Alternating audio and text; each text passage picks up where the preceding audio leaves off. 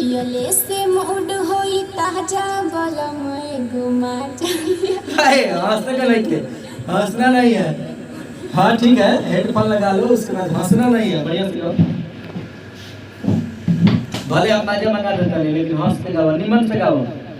मजा पियो है ना का सही हो। हेलो। हाँ सुनाता, तारा कान में सुनाता। हाँ जी। हाँ तो गाओ तो। पियले से मूड होई ताजा बलम घुमा जालिया दीना। मजा ले आती। हाँ जी। आप कोको कोला ना पियो, ना स्प्राइट ना इहो ना, ना। खाली मजा। हाँ जी। 1 लीटर ला 20 रुपया वाला। फ्रूटिया मिलता तो छोटका। हाँ क्या बात है, पाइप डाल के पियो हाँ फ्रूटी में। हाँ। बहुत बढ़िया। चला कर गाओ तो पहले बीट को मंगाओ तो नहीं मजा। ठीक है। आ जा।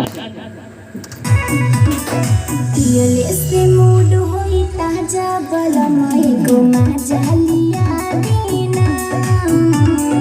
पियले से मूड होई ताजा बलम घुमा जालिया दीना। मजा लिया दीना, मजा लिया दीना। मजा लिया दीना, मजा लिया दीना। करे से मूड होई ताजा बलम घुमा जालिया दीना। पियले से मूड होई ताजा बलम घुमा जालिया दीना। क्या बात है, बहुत तगड़ा गाओ तू। पहले ही मजा पियल बड़का ना चाहिए, मतलब मजा चाहिए इसे कभी कभी। मजा चाहिए। अभी तले बिलाई कर गाओ तू, मुखरा के बाद में ले आई। ठीक है सर। ठीक बा, अंतरा गा के सुनाओ के गाओ तू। थकल मिजाज तनी कुल्फी खिया दी। क्या बात है, सब गर्मी ठंडे के ठंडे। दिन नैनीताल घुमा दी। जी हाँ।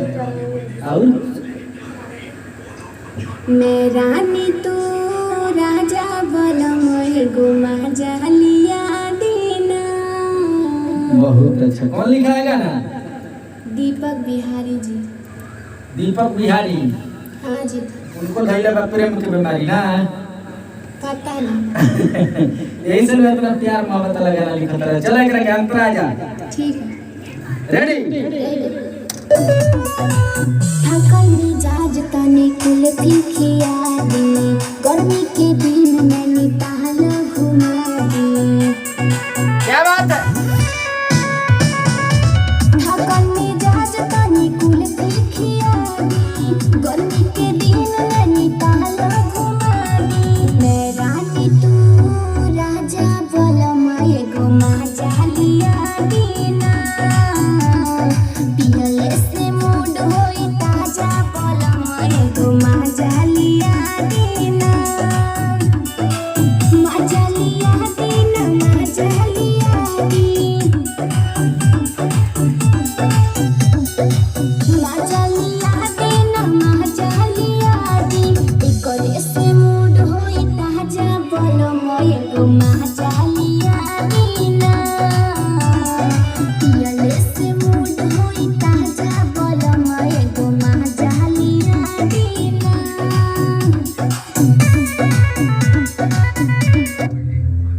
काहे मुंह सुखा ले लू? कहाँ मुँह सुखाए जी? मुंह नहीं को सुखेले। ना बुझा तो 3 दिन से रोता रू। मजा। हेलो। हाँ सर। चलो लास्ट अंतरा सुनाओ तक ना। दीपक बिहारी फरारी मंगा लो। नैनीताल होटल बुकिंग करा लो। अच्छा होटल में बुकिंग हुई। हाँ खाली मजा पिए खातिर। ना घूमेंगे, अच्छा घूमेंगे फिरेंगे। होटल में खाना खाएंगे अच्छा बढ़िया सा रेस्टोरेंट में। अच्छा। हाँ। चलो इतना के बढ़िया से गाओ। काहे मलुआ के बोलता रू? प्यार से बोलते हैं ताकि मजा मिल जाओ। क्या बात है। चलो रेडी। हाँ। दीपक बिहारी फरारी मंगालो नैनीताल होटल में बुकिंग करा लो। क्या बात है? दीपक बिहारी फरारी मंगालो नैनीताल होटल में बुकिंग करा लो। संगीता के तो नहीं साजा बलम एगो मजा लिया दीना पियले से मूड होई ताजा बलम एगो मजा लिया दीना मजा लिया दीना मजा लिया दीना मजा लिया दीना मजा लिया दी एकरे से मूड होई ताजा बलम एगो मजा लिया दीना पियले से मूड होई ताजा बलम एगो मजा लिया दीना। क्या बात है, बहुत बढ़िया गाओ तरू। मुखड़ा फिर से ला, याद बा? हाँ जी। चल